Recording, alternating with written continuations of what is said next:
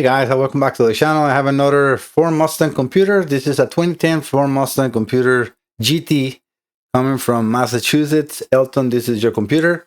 He actually sent me this computer because overnighted because his birthday is coming soon. So happy birthday, Elton. And he wants to get the car ready as soon as possible to get it, I think he's going into a road trip to celebrate his birthday after. So he has a list of faults. He gave me, which I have transferred from his notes over to mine, just to cover some of his information. So he has P0645 AC relay, P0480 fan 1, P0443 evap purge, P0161 auto sensor heaters for, P0141 for the auto sensor heater, and P0135. So the heater circuits are for bank 2 sensor 2, bank 1 sensor 2, and bank 1 sensor 1. So yeah, that's a list of fault codes that I'm not sure if everything is related internally in the computer. So the reason I want to do is a test. I normally do before to reproduce and see if the problems are here. Although I am going to replace the components, I want to make sure that we can reproduce the problem, right? So let me take you over to the screen first to show you the camera where I have the computer connected. I have 3 test lights. I have one on one of those 2 sensor heaters, this one over to the air conditioning relays, and the other one to the evap purge valve. So just to save time, I have already the scanner the scanner connected. Let me move this a little bit here. All right, so I got the scanner connected, and I'm going to let you see the computer on the other part so we can see if comes on or not. So let's just start in order. Let's go over to the evap management valve A, because that is very important. The fault that he has, so at least the description that he sent me for the 443, it says purge control valve A circuit. I can also show you if we go over to, let me make sure I'm not going to be showing too much of information in here. So bear with me 1 second. Right there, I can cover that. Let me go back to, let me close all this. I should have, actually, I think I have that information in here. Yeah, right there. All right, so let me go over to all DTCs, which I have already gathered all the information. So let me turn this camera off for 1 second. So when you're here, we're already in P0443.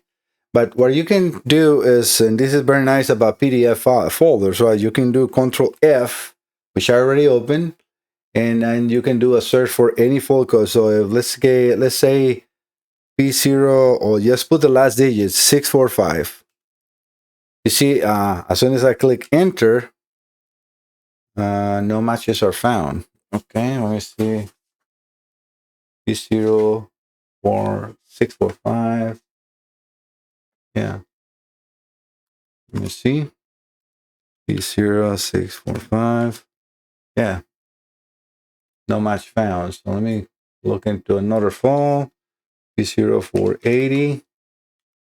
Yeah, the 480 immediately comes on. And that is for the relay of the fan. Maybe he gave me a wrong error number.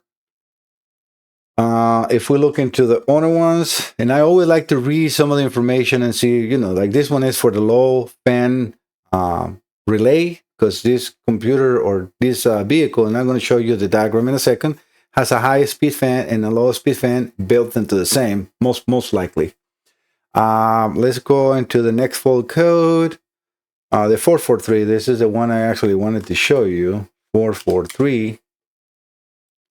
When I click enter, it takes me right there immediately. It says, the power control module monitors the state of the evap CP circuit output driver. The test fails when the signal moves outside the minimum or maximum limit for the command states. To verify normal function, monitor the evap purge valve signal pit EBMB or evap CP and the signal voltage PCM control side. With the valve closed, should be 0 milliamps and approximately equal to battery voltage. When the valve is commanded fully open, the EVMB indicates 1 amp and 100% duty cycle on the evap CP, and a voltage drop of 3 volts minimum is normal. Output test may be used to switch the output on and off to verify the function. All right, so I'm using the top down because the top down is very strong. It has more output tests than a Snap-on Hotel for 4, which is surprisingly. All right, so the next faults are just going to be the O2 heaters, but let's look at looking into one. 161. All right, 161, it says, let me make sure he got the description fine. Bank 2 sensor 2, and it is correct. And that is, as you see, it says heater circuit. So those are the heater circuits. You can only check when you do a power on, because it's just the way it's built. They don't want to have an O2 heater be run without the car running. So you will be able to see those only when you turn the ignition on. It's no matter what kind of output test you try to run, the O2 sensor heaters will not stay on because it can burn the O2 sensor if the car is already hot. And that's why the manufacturer don't let you do that. So the only way that you can see that is, again, ignition off, ignition on, and we will see this in a second. Then the rest should be pretty much self-explanatory here. As far as wire diagrams, I have everything, and I have, gathered as I normally do, the evap CP right here. You see is evap canister purge valve. So that is in pin 6 on connector E, and I have marked the connectors on the computer as E, B, and T. That's the way they are in the computer on the car. Like that I know because I don't have the entire vehicle here. So I have narrow all the connections and pins. So sorry guys, I've been working a little late trying to keep up. But so I have right now on connector E, I have one test light connected to pin 6. And we will see, and then connected to battery voltage through my, power supply. The other actuation that we are going to see is the AC relay, which in this vehicle we have is pin in connector B, the center pin, and then pin 14, which I have right now. And I've used this multiple times and then again connected to battery positive. The other one is one of the O2 sensors, which I think is, this is for the fan, which we don't have connected, and these are the O2 sensors. So on the O2 sensors, the one I have connected right now, I think is, let me see with a test light. With a light, I need to see. Oh no, yes. Let me see. I am in pin 70. I am pin 70 in connector E. So pin 70 connector E, that will be for O2 sensor 2-1. So bank 2 sensor 1. The heater, as you can see, is the bottom part. I'm going to narrow this so we can follow. This is the O2 sensor heater, and this is the O2 sensor signal. We can difference or see that in here too. When you see this broken a square way up and down. Oh, I'm sorry guys, you're not looking at that. I'm sorry, sometimes I forget to change the capture on the camera. But yeah, so what I was saying is connector 70 and pin 70 on connector E, which is the one on the right side. And then O2 sensor heater is pin 70 and O2 sensor signal for the same O2, which in this case is 2-1, the one I'm connected.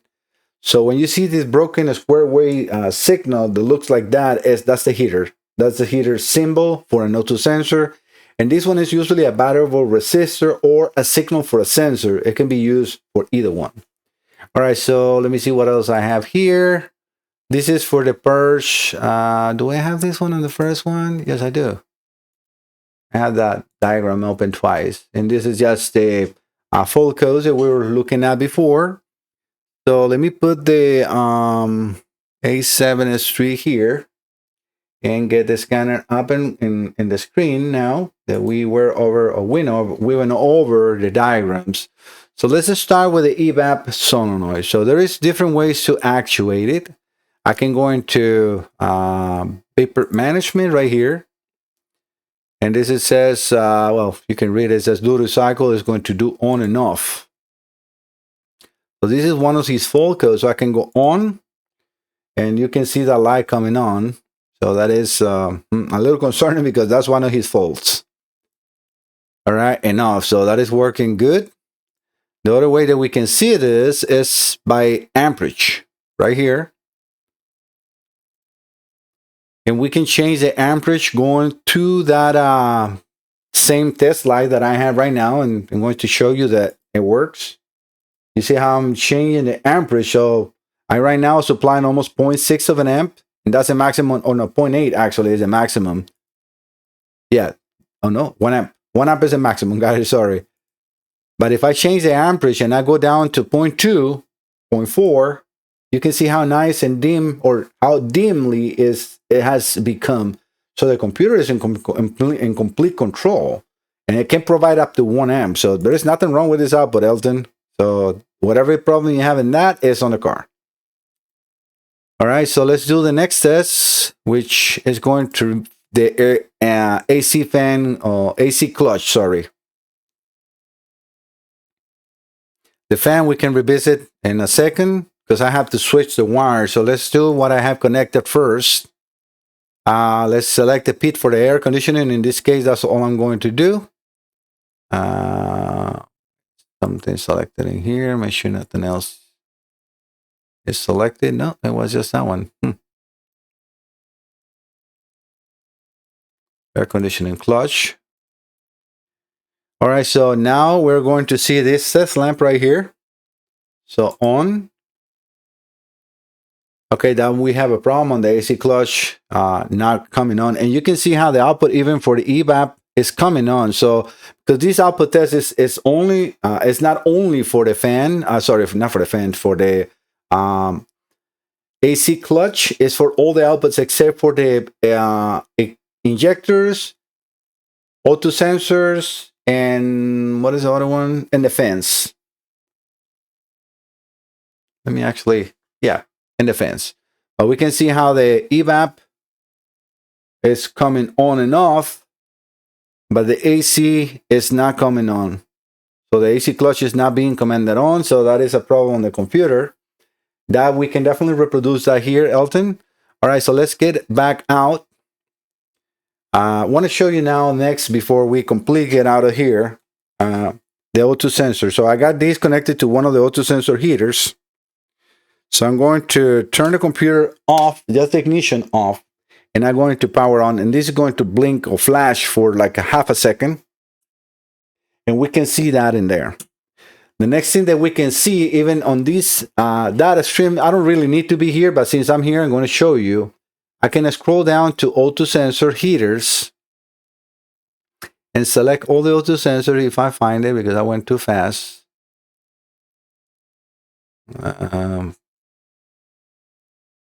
Okay, so right here.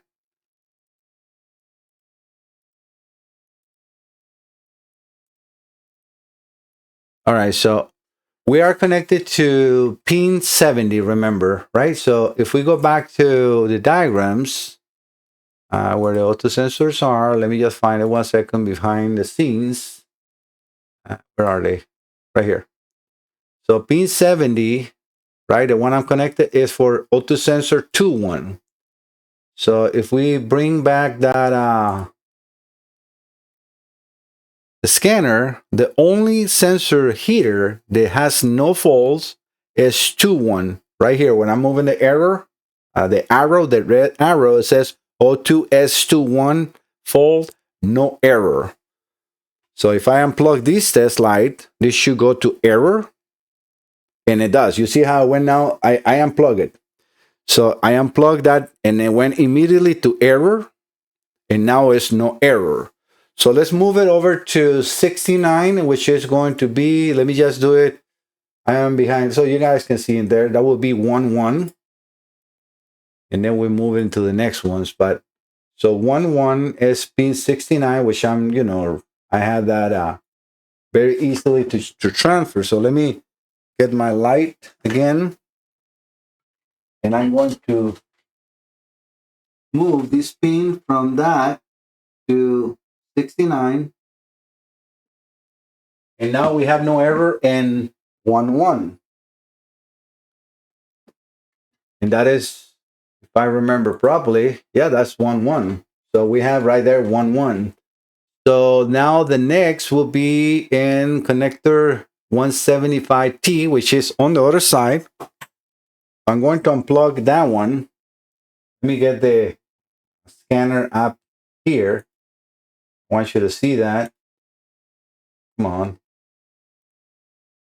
It's not letting me. Okay, finally. All right, so right now we got no fault in 1-1, which is the first on the O2 sensors, right? So it's the third line right now, it says no error. I'm going to unplug that and immediately goes to error. So the next one that I want to check will be pin 47, which is just to go in order right here. Pin 47 and connector T. So I'm going to move this down so we can see that in there. So right now all the O2 sensors have error. So let me go to pin 47 on that other connector. That should be this one right here.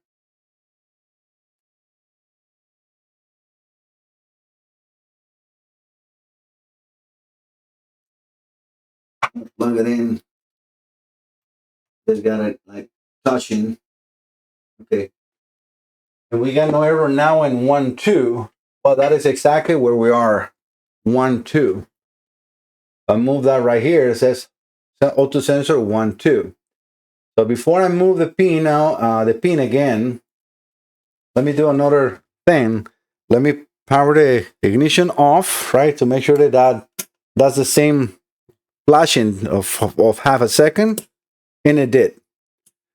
So there is so far no errors with the three sensors that you describe in your notes, Elton.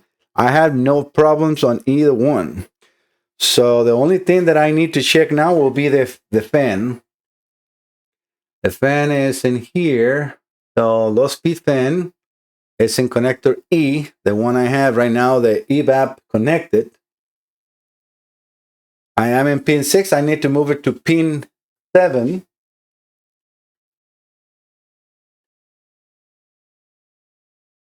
Okay, I'm now in pin 7. Let's go back to the scanner. All right, so we're in pin 7. I can bring this back up so you guys can see. Oops. We're on pin 7 in connector E, right on here. So I'm gonna get out of here. We don't need this now to be here because the fan, I can command the fans in here. So I'm gonna go into fan control low speed. And the light that should be now is this one right here, the one inside the computer, let's say, right? So on, and it's working good too. So that is the control for the relay, Elton. It seems like you might have problems with the computer and problems on the car. We can definitely see how the AC clutch is not working, but the rest of the outputs that you have problems in here are actually coming on. I'm going to contact you, Elton, and I'm going to recommend to replace all the components that you had problems on, but I can definitely tell you that they're working. It might be a difference on the car as far as loads and some other voltages and everything, but I think that you might have still a problem on the car. So I just want to always be transparent and show you that, yes, I'm going to repair your computer and I'm going to show you the AC relay working, which is the only output that is not working as far as in here. But I'm going to recommend to replace all the rest of the components. So when you get your computer, it's all working, or you are at least trusting that all the components inside the computer have been replaced. Because sometimes, and I have seen that too, that the computer might work because it be unplugged, and then you plug it back in the car and it runs good for a couple of hours, and then they fail again because they need the load, like the actual engine running and heat from the engine room and so on. But I can definitely reproduce your AC compressor clutch not working. The rest so far are working good. So again, guys, I hope that you like the content, and also see how transparent I'm trying to be with all my customers. Yes, the computer is here. I'm going to recommend to do a repair for the AC compressor, and I'm going to recommend to replace the rest of the components because it's here. The labor is going to be pretty much the same. It's going to increase a little bit, but I can definitely take care of him, and then he will have a computer that is completely repaired. If he has more problems on the car, at least he can trust 100% now that everything is already checked, it's working good. Let's focus on the car. And I think that that is very important as well. Hopefully you like the content of Paris' explanation of the diagrams, connections on the computers, how I perform my tests, and these you can use in the car as well. You can use a T-pin, and start to cut the wire. I will just use a T-pin, and what I refer about a T-pin is something like this. Let me make sure the camera can focus into this, right? So this is something I can put into a test slide, a multimeter, and then I can make it go behind the connector, reaching where the pin is, and then using a test slide in there so I can visually see if it's working or not. Sometimes you need to unplug and remove the load. Like in this case, the relay, is the relay shorted? It could be, because if I go over to the wire diagrams with you, you can see there is a diode in there. So if it's not the correct relay install or anything or something else in there, that could prevent the computer from activating that load, even if it's just a relay. So let's check those as well. All right, guys, thank you so much for visiting the channel. Don't forget to subscribe. See you next time. Bye-bye.